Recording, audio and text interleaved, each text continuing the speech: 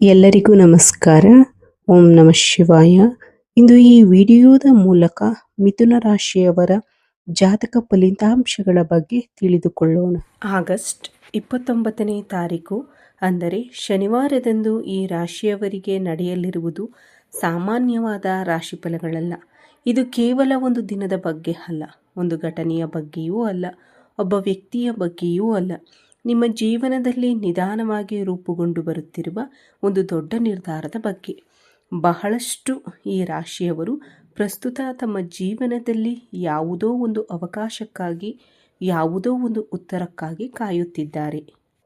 ಕೆಲವರು ಸಂಬಂಧಗಳ ವಿಚಾರದಲ್ಲಿ, ಇನ್ನು ಕೆಲವರು ಆರ್ಥಿಕ ವಿಚಾರಗಳಲ್ಲಿ, ಮತ್ತಷ್ಟು ಜನರು ತಮ್ಮ ಗೌರವ, ಸ್ಥಾನಮಾನ ಮತ್ತು ಗುರುತಿಗಾಗಿ ಕಾಯುತ್ತಿದ್ದಾರೆ. ಆದರೆ ಈ ವಿಡಿಯೋದಲ್ಲಿರುವ ಅತ್ಯಂತ ಮುಖ್ಯವಾದ ವಿಷಯ ಏನೆಂದರೆ, ನೀವು ಕಾಯುತ್ತಿರುವ ಉತ್ತರ ಇನ್ನೂ ರೂಪುಗೊಳ್ಳುತ್ತಿರುವ ಹಂತದಲ್ಲಿರಬಹುದು, ಅಥವಾ ಆ ಉತ್ತರ ಯಾವಾಗಲಾದರೂ ರೂಪುಗೊಳ್ಳಬಹುದು. ಆದರೆ ಆ ನಿರ್ಧಾರ ಈಗಾಗಲೇ ತೆಗೆದುಕೊಳ್ಳಲಾಗಿದೆ. ಈಗ ನಿಮ್ಮ ಜೀವನದಲ್ಲಿ ಕಾಣಿಸಿಕೊಳ್ಳಲಿರುವ ಆ ನಿರ್ಧಾರಕ್ಕೆ ಸಂಬಂಧಿಸಿದ ಸಂಕೇತಗಳು ಮಾತ್ರ. ಈ ವಿಡಿಯೋವನ್ನು ಆರಂಭಿಸುವ ಮೊದಲು ನಮ್ಮ ಚಾನಲನ್ನು ಯಾರಾದರೂ ಈ ರಾಶಿಯವರು ಹೊಸದಾಗಿ ನೋಡುತ್ತಿದ್ದರೆ ದಯವಿಟ್ಟು ಸಬ್ಸ್ಕ್ರೈಬ್ ಮಾಡಿಕೊಳ್ಳಿ. ಈ ವಿಡಿಯೋ ನಿಮಗೆ ಇಷ್ಟವಾದರೆ ಓಂ ಶ್ರೀ ಮಾತೆಯೇ ನಮಃ ಎಂದು ಕಾಮೆಂಟ್ ಮಾಡಿ, ಲೈಕ್ ಮಾಡಿ, ನಮಗೆ ಸಪೋರ್ಟ್ ಮಾಡೋದನ್ನು ಮರೆಯಬೇಡಿ. ಮಿಥುನ ರಾಶಿಯು ಜ್ಯೋತಿಷ್ಯದಲ್ಲಿ 3ನೇ ರಾಶಿ ಚಕ್ರ ಚಿಹ್ನೆಯಾಗಿದೆ. ಇದರ ಆಕಾಶ ಮಂಟಪವು ಜೋಡಿ ಮಾನವರ, ಒಬ್ಬ ಸ್ತ್ರೀ ಮತ್ತು ಒಬ್ಬ ಪುರುಷನ ಆಕಾರದಲ್ಲಿದೆ. ಮೃಗಶಿರ ನಕ್ಷತ್ರದ ಕೊನೆಯ 2 ಪಾದಗಳು, ಆರ್ದ್ರ ಮತ್ತು ಪುನರ್ವಸು ನಕ್ಷತ್ರದ ಮೊದಲ 3 ಪಾದಗಳು ಈ ರಾಶಿಯಲ್ಲಿವೆ. ಈ ರಾಶಿಯ ಅಧಿಪತಿ ಬುದ್ಧಿ ಮತ್ತು ವಾಣಿಯ ಅಧಿಪತಿಯಾದ ಬುಧ. ಇದು ವಾಯು ಅಂಶದ ಸಂಕೇತವಾಗಿದೆ.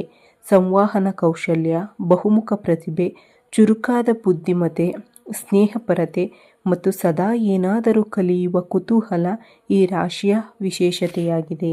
ಹಾಗೆಯೇ ಈ ವಿಡಿಯೋವನ್ನು ಕೊನೆಯವರೆಗೂ ನೋಡಿ, ಏಕೆಂದರೆ ಆರಂಭದಲ್ಲಿ ಹೇಳುವ ಸಂಕೇತವು ಕೊನೆಯಲ್ಲಿ ಹೇಳುವ ನಿರ್ಧಾರದೊಂದಿಗೆ ಸಂಪರ್ಕ ಹೊಂದುತ್ತದೆ. ಮಧ್ಯದಲ್ಲಿ ಬರುವ ಪ್ರತಿಯೊಂದು ಅವಕಾಶವೂ ಒಂದಕ್ಕೊಂದು ಸಂಬಂಧ ಹೊಂದಿರುತ್ತದೆ. ಈ ರಾಶಿಯವರು ಒಂದು ನ್ಯಾಯಾಲಯದಲ್ಲಿ ತೀರ್ಪು ನೀಡುವ ಮೊದಲು ಸಾಕ್ಷ್ಯಾಧಾರಗಳನ್ನು ಪರಿಶೀಲಿಸಲಾಗುತ್ತದೆ. ಒಬ್ಬ ವ್ಯಾಪಾರಿ ವಸ್ತುವಿನ ಗುಣಮಟ್ಟ ಮತ್ತು ಮೌಲ್ಯವನ್ನು ನಿರ್ಧರಿಸುವ ಮೊದಲು ಅದನ್ನು ತೂಕ ಮಾಡುತ್ತಾನೆ. ಅದೇ ರೀತಿಯಲ್ಲಿ ಕೆಲವು ಸಂದರ್ಭಗಳಲ್ಲಿ ವ್ಯಕ್ತಿಗಳ ಜೀವನದಲ್ಲಿಯೂ ಕೆಲವು ವಿಶ್ವಾಸ ಮತ್ತು ಮೌಲ್ಯಗಳನ್ನ ತೂಗಲಾಗುತ್ತದೆ. ನಾಳೆಯ ದಿನ ಈ ರಾಶಿಯವರಿಗೆ ಕಾಣಿಸಿಕೊಳ್ಳಲಿರುವ ಪ್ರಮುಖ ಶಕ್ತಿ ಇದೆ. ಈ ಹಂತದಲ್ಲಿ ಗುರು ಗ್ರಹವು ನಿಮ್ಮ ರಾಶಿಯ ಶಕ್ತಿಯೊಳಗಿನಿಂದ ನಿಮ್ಮನ್ನು ಎಚ್ಚರಗೊಳಿಸುತ್ತದೆ. ಬಹಳಷ್ಟು ಜನರು ಶುಕ್ರ ಗ್ರಹವನ್ನು ಪ್ರೀತಿ, ಸೌಂದರ್ಯ ಮತ್ತು ಸೌಕರ್ಯಗಳ ಅರ್ಥದಲ್ಲಿ ಮಾತ್ರ ನೋಡುತ್ತಾರೆ. ಆದರೆ ಶುಕ್ರನು ಮೌಲ್ಯಕ್ಕೆ ಅಧಿಪತಿ. ನಿಮ್ಮ ಮೌಲ್ಯ ಏನು, ನಿಮ್ಮ ಸ್ಥಾನಕ್ಕೆ ಎಷ್ಟು ತೂಕವಿದೆ, ನೀವು ಎಲ್ಲಿ ನಿಲ್ಲುತ್ತೀರಿ ಎಂಬುದನ್ನು ನಿರ್ಧರಿಸುವ ಶಕ್ತಿಯು ಶುಕ್ರನಲ್ಲಿದೆ. ಆದ್ದರಿಂದ ಈಗ ನಿಮ್ಮ ಜೀವನದಲ್ಲಿ ಕೆಲವು ಘಟನೆಗಳು ನಡೆಯುತ್ತಿರುವಂತೆ ಕಾಣಿಸಿದರೂ ಅದರ ಹಿಂದೆ ನಡೆಯುತ್ತಿರುವ ನಿಜವಾದ ಪ್ರಕ್ರಿಯೆ ನಿಮ್ಮ ಮೌಲ್ಯವನ್ನು ಮತ್ತೆ ನಿರ್ಧರಿಸುವ ಪ್ರಕ್ರಿಯೆಯಾಗಿದೆ. ಕಳೆದ ಕೆಲವು ಸಮಯದಿಂದ ನೀವು ಗಮನಿಸಿರುವ ಒಂದು ವಿಷಯ ಇದೆ. ಕೆಲವರು ನಿಮ್ಮ ಜೀವನದಿಂದ ದೂರವಾಗಿದ್ದಾರೆ, ಕೆಲವರು ಮೌನವಾಗಿದ್ದಾರೆ, ಇನ್ನು ಕೆಲವರು ನಿಮ್ಮ ಬಗ್ಗೆ ಮಾತನಾಡುವುದನ್ನು ಕಡಿಮೆ ಮಾಡಿದ್ದಾರೆ ಮತ್ತು ಕೆಲವರು ಏಕಾಏಕಿ ನಿಮ್ಮ ಮೇಲೆ ಕೋಪವನ್ನು ತೋರಿಸಲು ಆರಂಭಿಸಿದ್ದಾರೆ. ಈ ಬದಲಾವಣೆಗಳು ನಿಮಗಾಗಿ ವಿಚಿತ್ರವಾಗಿ ಕಾಣಿಸಬಹುದು, ಆದರೆ ಗ್ರಹಗಳ ದೃಷ್ಟಿಯಲ್ಲಿ ಇದು ಮುಂದೆ ನಡೆಯಲಿರುವ ಒಂದು ದೊಡ್ಡ ಬದಲಾವಣೆಗೆ ಸಂಬಂಧಿಸಿದ ಕ್ರಮಬದ್ಧವಾದ ವ್ಯವಸ್ಥೆಯಾಗಿದೆ. ಈ ಸಮಯದಲ್ಲಿ ಶನಿ ಗ್ರಹವು ಒಂದು ಪ್ರಮುಖ ಪಾತ್ರವನ್ನು ವಹಿಸುತ್ತಿದೆ. ಶನಿ ವೇಗವಾಗಿ ಫಲಿತಾಂಶಗಳನ್ನು ನೀಡುವುದಿಲ್ಲ. ಶನಿ ಮೌನವಾಗಿ ಕೆಲಸ ಮಾಡುತ್ತಾನೆ. ಶನಿ ಯಾವುದೇ ಘೋಷಣೆ ಮಾಡುವುದಿಲ್ಲ, ಆದರೆ ಶನಿ ನಿರ್ಧಾರ ಮಾಡಿದಾಗ ಅದರ ಪರಿಣಾಮ ಖಂಡಿತವಾಗಿಯೂ ಕಾಣಿಸುತ್ತದೆ. ಒಂದು ದೊಡ್ಡ ಕಟ್ಟಡವನ್ನು ನಿರ್ಮಿಸುವ ಮೊದಲು ಅದರ ಅಡಿಪಾಯವನ್ನು ಹೇಗೆ ಹಾಕುತ್ತಾರೋ ಅದೇ ರೀತಿಯಲ್ಲಿ ಶನಿ ನಿಮ್ಮ ಜೀವನದಲ್ಲಿ ಹೊಸ ನಿರ್ಧಾರಕ್ಕೆ ಅಡಿಪಾಯ ಹಾಕುತ್ತಿದ್ದಾನೆ. ಆದ್ದರಿಂದ ಕೆಲವು ಬಾಗಿಲುಗಳು ಮುಚ್ಚಿಕೊಂಡಂತೆ ಅನಿಸಬಹುದು. ಕೆಲವು ಸಂದರ್ಭಗಳಲ್ಲಿ ಅವಕಾಶಗಳು ಕೊನೆಯ ಕ್ಷಣದಲ್ಲಿಯೂ ನಿಂತು ಹೋಗಿರಬಹುದು. ಕೆಲವು ಸಂಭಾಷಣೆಗಳು ಪೂರ್ಣವಾಗಿರದೇ ಇರಬಹುದು. ಕೆಲವು ನಿರ್ಧಾರಗಳು ವಿಳಂಬವಾಗಿರಬಹುದು. ಇವೆಲ್ಲವೂ ಒಂದೇ ದಿಕ್ಕಿನಲ್ಲಿ ಸಾಗುತ್ತಿರುವ ಸೂಚನೆಗಳಾಗಿವೆ. ಇನ್ನು ಗುರುಗ್ರಹದ ಬಗ್ಗೆ ಮಾತನಾಡೋಣ. ಗುರುಗ್ರಹವು ವಿಸ್ತರಣೆಯ ಸಂಕೇತ. ಆದರೆ ವಿಸ್ತರಣೆ ಎಂದರೆ ಕೇವಲ ಹಣವಲ್ಲ. ವಿಸ್ತರಣೆ ಎಂದರೆ ಪ್ರಭಾವ ಹೆಚ್ಚಾಗುವುದು, ಪ್ರೀತಿ ಹೆಚ್ಚಾಗುವುದು, ಕುಟುಂಬದಲ್ಲಿ ನಿಮ್ಮ ಮಾತಿಗೆ ಬಲ ಹೆಚ್ಚಾಗುವುದು ಮತ್ತು ನಿಮ್ಮ ಅಸ್ತಿತ್ವವನ್ನು ಗುರುತಿಸುವುದು ಕೂಡ ಆಗಿದೆ. ನಾಳೆಯ ನಂತರ ಗುರುಶಕ್ತಿ ಈ ರಾಶಿಯವರಿಗೆ ಒಂದು ಆಸಕ್ತಿದಾಯಕ ಪರಿಸ್ಥಿತಿಯನ್ನು ಸೃಷ್ಟಿಸುತ್ತದೆ. ನೀವು ಇಷ್ಟು ದಿನ ಸಾಮಾನ್ಯವೆಂದು ಭಾವಿಸಿದ್ದ ಒಂದು ವಿಷಯ ಏಕಾಏಕಿ ಬಹಳ ಮುಖ್ಯವಾದ ವಿಷಯವಾಗಿ ಬದಲಾಗಬಹುದು. ಇದು ಉದ್ಯೋಗದ ರೂಪದಲ್ಲಿ ಕಾಣಿಸಿಕೊಳ್ಳಬಹುದು ಎಂದು ನಾನು ಹೇಳುತ್ತಿಲ್ಲ. ಇದು ವ್ಯವಹಾರದ ಒಂದು ಅವಕಾಶದ ರೂಪದಲ್ಲಿ ಕಾಣಿಸಿಕೊಳ್ಳಬಹುದು ಎಂದು ನಾನು ಹೇಳುತ್ತಿಲ್ಲ. ಏಕೆಂದರೆ ಇಲ್ಲಿ ಮುಖ್ಯವಾದದ್ದು ಅದರ ರೂಪವಲ್ಲ, ಮುಖ್ಯವಾದದ್ದು ನಿಮ್ಮ ಗಮನ ಯಾವ ಕಡೆಗೆ ತಿರುಗುತ್ತದೆ ಎಂಬುದು. ಇದುವರೆಗೆ ಯಾರೂ ಹೆಚ್ಚು ಗಮನ ಕೊಡದಿದ್ದ ಒಂದು ವಿಷಯ ಈಗ ಕೇಂದ್ರ ಬಿಂದುವಾಗಿ ಬದಲಾಗಬಹುದು. ಚಂದ್ರಗ್ರಹವು ಈ ಸಮಯದಲ್ಲಿ ಪ್ರಮುಖ ಪಾತ್ರವನ್ನು ವಹಿಸುತ್ತಿದ್ದಾನೆ. ಮನಸ್ಸನ್ನು ಮನಸ್ಸಿನ ಅಧಿಪತಿ ಎಂದು ಕರೆಯುತ್ತಾರೆ. ಬಹಳಷ್ಟು ಈ ರಾಶಿಯವರು ಇತ್ತೀಚೆಗೆ ಕೆಲವು ವಿಚಿತ್ರವಾದ ಆಲೋಚನೆಗಳನ್ನು ಅನುಭವಿಸಿರಬಹುದು. ಇಂದಿನ ದಿನಗಳಲ್ಲಿ ನಡೆದ ಕೆಲವು ಘಟನೆಗಳು ಮತ್ತೆ ಮತ್ತೆ ನೆನಪಿಗೆ ಬಂದಿರಬಹುದು. ಕೆಲವರ ಬಗ್ಗೆ ಏಕಾಏಕಿ ಯೋಚನೆ ಬಂದಿರಬಹುದು. ಹಳೆಯ ನಿರ್ಧಾರಗಳನ್ನು ಮತ್ತೊಮ್ಮೆ ಪರಿಶೀಲಿಸಬೇಕೆಂಬ ಭಾವನೆ ಮೂಡಿರಬಹುದು.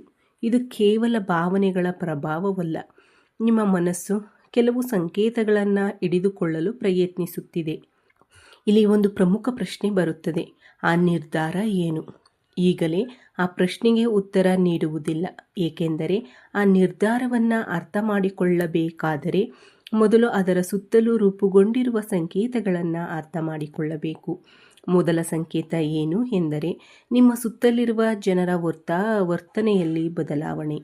ಕೆಲವರು ನಿಮ್ಮನ್ನು ಹೊಸ ದೃಷ್ಟಿಕೋನದಿಂದ ನೋಡಲು ಪ್ರಾರಂಭಿಸುತ್ತಾರೆ. ನೀವು ಬದಲಾಗಿಲ್ಲ, ನಿಮ್ಮ ಮಾತುಗಳು ಬದಲಾಗಿಲ್ಲ, ನಿಮ್ಮ ಗುರಿಗಳೂ ಬದಲಾಗಿಲ್ಲ, ಆದರೆ ಇತರರ ದೃಷ್ಟಿಕೋನ ಬದಲಾಗುತ್ತಿದೆ. ಈ ಬದಲಾವಣೆ ಏಕೆ ಬರುತ್ತಿದೆ? ಏಕೆಂದರೆ ಶುಕ್ರನು ನಿಮ್ಮ ಮೌಲ್ಯವನ್ನು ಬೆಳಕಿಗೆ ತರುತ್ತಿದ್ದಾನೆ. ಇಷ್ಟು ದಿನ ನೆರಳಿನಲ್ಲಿ ಇದ್ದದ್ದು ಬೆಳಕಿಗೆ ಬಂದಾಗ ಅದನ್ನು ನೋಡುವವರ ಪ್ರತಿಕ್ರಿಯೆಯೂ ಬದಲಾಗುತ್ತದೆ. ಎರಡನೇ ಸಂಕೇತ ಏನು ಎಂದರೆ ಇಷ್ಟು ದಿನ ನಿಂತು ಹೋಗಿದ್ದ ಒಂದು ವಿಷಯ ಮತ್ತೆ ಚಲಿಸಲು ಪ್ರಾರಂಭಿಸುವುದು. ಇದು ಒಂದು ಅವಕಾಶವಾಗಿರಬಹುದು ಎಂದು ಖಚಿತವಾಗಿ ಹೇಳಲು ಸಾಧ್ಯವಿಲ್ಲ, ಆದರೆ ನಿಂತು ಹೋಗಿದ್ದ ಶಕ್ತಿ ಮತ್ತೆ ಹರಿಯಲು ಪ್ರಾರಂಭಿಸುತ್ತದೆ. ನೀವು ಗಮನಿಸಬೇಕಾದ ಮೊದಲ ಬದಲಾವಣೆ ಚಲನೆ. ಆ ಚಲನೆ ತುಂಬ ದೊಡ್ಡದಾಗಿರಬೇಕೆಂದಿಲ್ಲ. ಸಣ್ಣ ಮಟ್ಟದಲ್ಲಿ ಬದಲಾವಣೆ ಕಾಣಿಸಿಕೊಳ್ಳಬಹುದು, ಆದರೆ ಅದು ಕ್ರಮೇಣ ಮುಂದಕ್ಕೆ ಸಾಗುತ್ತಿರುವುದು ನಿಮಗೆ ಕಾಣಿಸುತ್ತದೆ. ಮೂರನೇ ಸಂಕೇತವು ಯಥಾಚಿತ್ತವಾಗಿ ಕಾಣಿಸಿದರೂ ಗಮನಿಸಬೇಕಾದದ್ದು. ಒಂದು ಕನಸು, ಒಬ್ಬ ವ್ಯಕ್ತಿಯ ಹೆಸರು ಪದೇ ಪದೇ ಕೇಳಿಸಿಕೊಳ್ಳುವುದು, ಒಂದು ಹಳೆಯ ನೆನಪು ಮತ್ತೆ ಬರುವುದು, ಒಂದೇ ವಿಷಯ ಮತ್ತೆ ಮತ್ತೆ ನಿಮ್ಮ ಮುಂದೆ ಎದುರಾಗುವುದು. ಇವೆಲ್ಲವೂ ಸಾಮಾನ್ಯ ಘಟನೆಗಳಂತೆ ಕಾಣಬಹುದು, ಆದರೆ ಜ್ಯೋತಿಷ್ಯ ದೃಷ್ಟಿಯಲ್ಲಿ ಇವು ಗಮನ ಕೊಡಬೇಕಾದ ಸಂಕೇತಗಳಾಗಿವೆ. ಇಲ್ಲಿ ಬಹಳಷ್ಟು ಜನರು ಒಂದು ತಪ್ಪು ಮಾಡುತ್ತಾರೆ. ಸಂಕೇತಗಳನ್ನು ನೋಡಿದ ತಕ್ಷಣ ಫಲಿತಾಂಶವನ್ನು ಊಹಿಸಲು ಪ್ರಾರಂಭಿಸುತ್ತಾರೆ. ಆದರೆ ಈ ರಾಶಿಯವರಿಗೆ ಈ ಹಂತದಲ್ಲಿ ಮಾಡಬೇಕಾದ ಕೆಲಸ ಊಹಿಸುವುದಲ್ಲ, ಗಮನಿಸುವುದು. ಏಕೆಂದರೆ ವಿಶ್ವವು ಮೊದಲು ಸಂಕೇತಗಳನ್ನು ಸೂಚಿಸುತ್ತದೆ, ನಂತರ ದಿಕ್ಕನ್ನು ತೋರಿಸುತ್ತದೆ, ಕೊನೆಯಲ್ಲಿ ಫಲಿತಾಂಶಗಳನ್ನು ಹೊರತರುತ್ತದೆ. ಈ ರಾಶಿಯವರಿಗೆ ಪ್ರಸ್ತುತ ಅತ್ಯಂತ ಆಸಕ್ತಿದಾಯಕ ವಿಷಯ ಏನೆಂದರೆ ಹೊರಗಿನ ಜಗತ್ತಿನಲ್ಲಿ ಕಾಣುವ ಬದಲಾವಣೆಗಿಂತ ಒಳಗೆ ನಡೆಯುತ್ತಿರುವ ಬದಲಾವಣೆ ಬಹಳ ದೊಡ್ಡದಾಗಿದೆ. ಬಹಳಷ್ಟು ಜನರು ಜೀವನದಲ್ಲಿ ಫಲಿತಾಂಶ ಬಂದ ನಂತರವೇ ಬದಲಾವಣೆಗಳನ್ನು ಗುರುತಿಸುತ್ತಾರೆ. ಆದರೆ ಜ್ಯೋತಿಷ್ಯದ ನಿಜವಾದ ಅಧ್ಯಾಯ ಫಲಿತಾಂಶ ಕಾಣಿಸಿಕೊಳ್ಳುವ ಮೊದಲೇ ಆರಂಭವಾಗುತ್ತದೆ. ಈ ಸಮಯದಲ್ಲಿ ಶುಕ್ರನು ನಿಮ್ಮ ಜೀವನದಲ್ಲಿ ಮೌಲ್ಯವನ್ನು ಪುನರ್ ನಿರ್ಧರಿಸುವ ಪ್ರಕ್ರಿಯೆಯನ್ನು ನಡೆಸುತ್ತಿದ್ದಾನೆ. ಒಂದು ಪ್ರಶ್ನೆಯನ್ನು ನೀವು ನಿಮ್ಮಲ್ಲೇ ಕೇಳಿಕೊಳ್ಳಿ. ಕಳೆದ ಕೆಲವು ಸಮಯದಿಂದ ನೀವು ಯಾರಿಗೆ ಎಷ್ಟು ಸಮಯ ನೀಡುತ್ತಿದ್ದೀರಿ?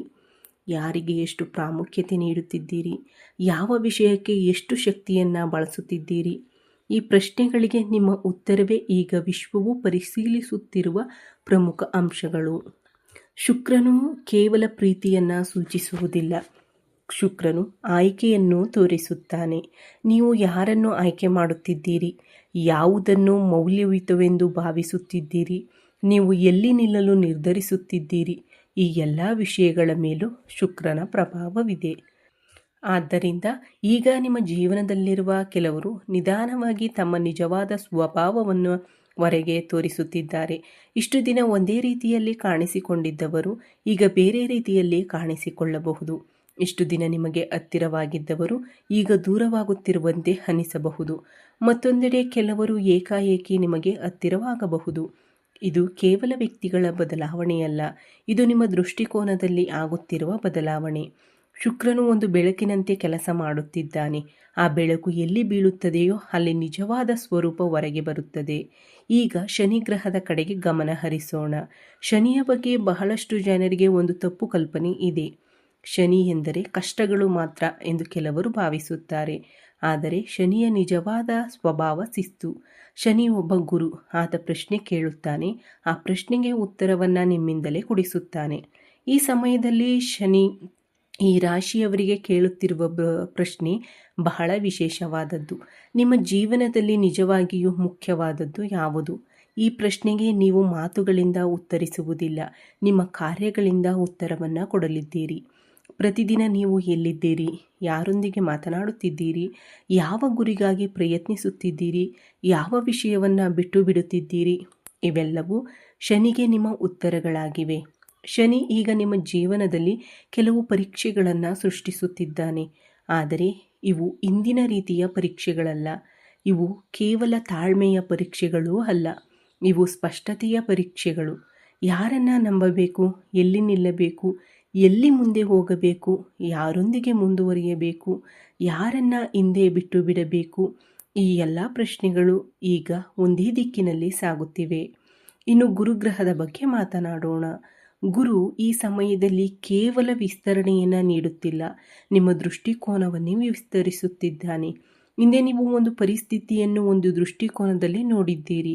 ಈಗ ಅದೇ ಪರಿಸ್ಥಿತಿಯನ್ನು ಮತ್ತೊಂದು ದೃಷ್ಟಿಕೋನದಲ್ಲೂ ನೋಡಬಹುದು. ಹಿಂದೆ ಒಬ್ಬ ವ್ಯಕ್ತಿಯ ಬಗ್ಗೆ ನಿಮ್ಮ ಅಭಿಪ್ರಾಯ ಒಂದು ರೀತಿಯದ್ದಾಗಿತ್ತು. ಈಗ ಆ ಅಭಿಪ್ರಾಯ ಬದಲಾಗಬಹುದು. ಹಿಂದೆ ಒಂದು ಅವಕಾಶವನ್ನು ಸಾಮಾನ್ಯವೆಂದು ಭಾವಿಸಿದ್ದೀರಿ. ಈಗ ಅದರ ಹಿಂದೆ ಅಡಗಿರುವ ಮೌಲ್ಯ ನಿಮಗೆ ಕಾಣಿಸಬಹುದು. ಇದು ಕೇವಲ ಗುರುವಿನ ಪ್ರಭಾವವಲ್ಲ. ಗುರು ನಿಮ್ಮ ಮುಂದೆ ಹೊಸ ಮಾಹಿತಿಯನ್ನು ತರುವುದಕ್ಕಿಂತ ಈಗಾಗಲೇ ನಿಮ್ಮ ಬಳಿ ಇರುವ ಮಾಹಿತಿಯನ್ನು ಹೊಸ ದೃಷ್ಟಿಕೋನದಿಂದ ನೋಡುವಂತೆ ಮಾಡುತ್ತಿದ್ದಾನೆ. ಆದ್ದರಿಂದ ಈ ರಾಶಿಯವರಿಗೆ ನಾಳೆಯ ನಂತರ ಒಂದು ವಿಚಿತ್ರವಾದ ಅನುಭವವಾಗಬಹುದು. ಇಷ್ಟು ದಿನ ಇದು ನನ್ನ ಮುಂದೆಯೇ ಇತ್ತು, ಆದರೆ ನಾನು ಇದನ್ನು ಏಕೆ ಗಮನಿಸಲಿಲ್ಲ ಎಂಬ ಭಾವನೆ ಬರಬಹುದು. ಆ ಭಾವನೆಯನ್ನು ನಿರ್ಲಕ್ಷಿಸಬೇಡಿ, ಏಕೆಂದರೆ ಅದೇ ಒಂದು ಗ್ರಹದ ಸಂಕೇತವಾಗಿರಬಹುದು. ಈಗ ಬುಧ ಗ್ರಹದ ಕಡೆಗೆ ಬರೋಣ. ಬುಧನು ಮಾಹಿತಿಯ ಅಧಿಪತಿ, ಸಂವಹನದ ಅಧಿಪತಿ, ಸಂದೇಹಗಳಿಗೂ ಅಧಿಪತಿ.